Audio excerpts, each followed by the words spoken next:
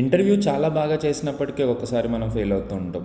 ఎందుకు జరుగుతుంది అట్లా అంటే ఒక చిన్న ఎగ్జాంపుల్ చెప్తాను. ఇప్పుడు యాంగులర్కి ఒక ప్రొఫైల్ కోసం మేము చెక్ చేస్తున్నాం. మా లీడ్ తీసుకుంటున్నాడు ఇంటర్వ్యూస్. తీసుకుంటున్నప్పుడు తన ఎక్స్పెక్టేషన్స్ ఏంటి అని చూస్తున్నాను నేను. సో ఎనీవేస్ ఆ lead what is the difference between angular and react అని అడిగాడు. అదేంటి మనం తీసుకుంటుంది యాంగులర్ కదా అనుకున్నాను నేను.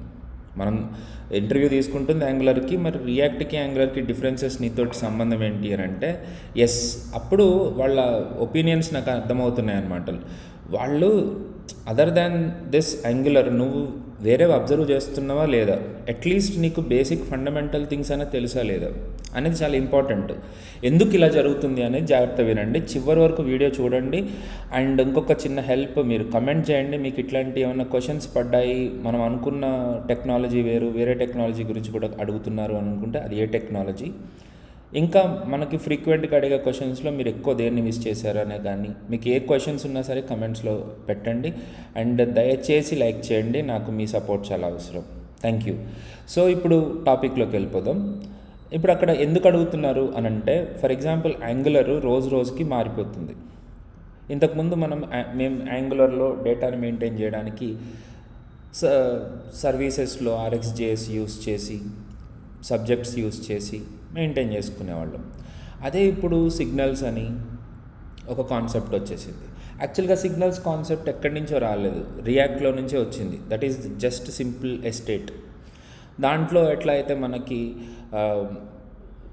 అప్డేట్ చేయడానికి ఒక ఫంక్షన్ ఉంటుందో సేమ్ అదే ప్రాసెస్లో వెళ్తుంది. ఇన్ఫ్యాక్ట్ దానివల్ల పర్ఫార్మెన్స్ కూడా పెరిగింది. Zone.js వదిలేసి వీళ్ళు ఇప్పుడు కొత్తగా ఇంకొక టెక్నిక్ని తీసుకొచ్చారు. దాని వీడియోస్ కూడా ఉన్నాయి, కావాలంటే అవి కూడా చూడండి. So every one is looking for other ways అనమాట. అండ్ రెండోది, హౌ ఎంతూజియాస్టిక్ యు ఆర్. ఇప్పుడు మనమేమో ప్రొఫైల్లో నేను I want to explore new technologies అని చెప్పేసి మనం ఆన్సర్ చెప్తాం. Why you are trying to switch the job అని అంటే we want to explore new technology అంటావు. మరి అట్లాంటప్పుడు మరి నువ్వు కొత్త టెక్నాలజీ గురించి ఏం ట్రై చేసావు, రైట్? అట్లీస్ట్ కొన్ని పదాలన్నా మనకు తెలిసి ఉండాలి. సో దాట్ ఒక టీంలో పాసిబిలిటీ ఎట్లుంటుంది అని అంటే, ఓకే ఒక కొత్త రిక్వైర్మెంట్ వచ్చినా లేకపోతే కొత్త నీడ్ వచ్చినా వీళ్ళు కొత్త టెక్నాలజీని అడాప్ట్ చేసుకుని చేయగలుగుతారు అనే కాన్ఫిడెన్స్ ఇస్తుంది. కోవిడ్ టైంలో పరిస్థితి వేరు. మనకు వచ్చిన రిక్వైర్మెంట్లో సగం అనే వర్డ్ సగం తెలిసినా సరే సరిపోయేది. ఇప్పుడు అట్లా కాదు, బయట కొన్ని వేల ప్రొఫైల్స్ బయట ఫ్లోటింగ్లో ఉన్నాయి. So always we are trying. And moreover మాకు ఇమీడియట్గా ఇంతకుముందు రిక్రూట్మెంట్ చేసుకునేటప్పుడు అవసరం వచ్చినప్పుడు నెత్తి మీద కూర్చునేవాళ్ళు US వాళ్ళు. టీమ్స్ అన్నీ కూడా మనకి ఇంకా ఎందుకు రిసోర్సెస్ మీరు రిక్రూట్ చేసుకోవట్లేదు, మనకు వర్క్ ఫాస్ట్గా కంప్లీట్ కావాలి అని మాకు పరిగెట్టించేవారు. కానీ ఇప్పుడు చూస్తే పరిస్థితి ఏంటి అని అంటే, అసలు ఎప్పుడు రిలీజ్ అవుతుందో కూడా తెలియదు, మొత్తానికైతే వచ్చేటట్టు ఉంది, దాన్ని మనం రెడీగా ఉండాలి, మీరు కొన్ని ఇంటర్వ్యూస్ తీసుకోండి. ఇప్పుడు బడ్జెట్ దేనికి అలొకేట్ చేస్తున్నారంటే ఇంటర్వ్యూస్ తీసుకోవడానికి అలొకేట్ చేస్తున్నారు. కెన్ యూ బిలీవ్ మీ, రోజుకి నేను 6 ఇంటర్వ్యూస్ తీసుకోవాల్సిందే, పర్ డే 6 ఇంటర్వ్యూస్. ఎవరన్నా మహానుభావుడు మధ్యలో ఆగిపోతే నేను ఆ టైంలో లంచ్ తింటున్నా.